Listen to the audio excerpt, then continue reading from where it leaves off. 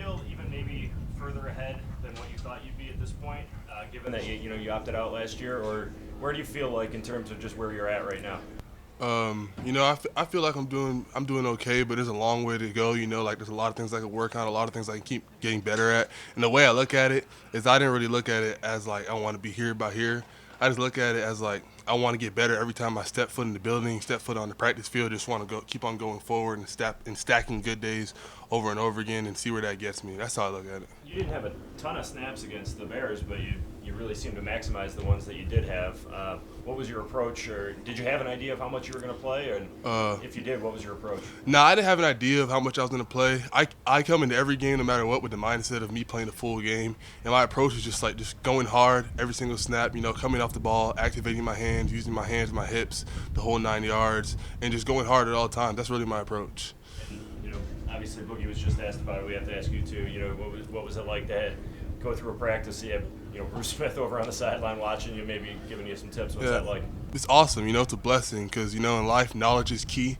You can learn from everybody, whether it's players, coaches, former players. You can take something from everybody's game and put it into yours. So it's great to have him here. It's awesome. I saw one particular moment. You ran a drill a couple times, and he waved you over and had a brief conversation. What was that about? And to have that one-on-one touch with the guy the stature of Bruce. How does that message come across? It's amazing. It's surreal. A dude who had 200 sacks, being able to, give you some advice, it's awesome. We're obviously in the media a lot older than you. You're a young guy.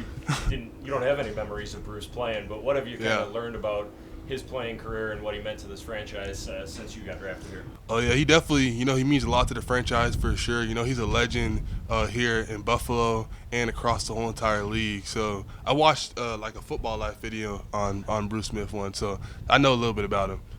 He's a big guy. Maybe not as big as you, but does that help you? I know Jerry mentioned he passes along as much as he can, but since you guys are different body types, there's some limits there. What about learning from someone at that stature, literally, physically, and career-wise?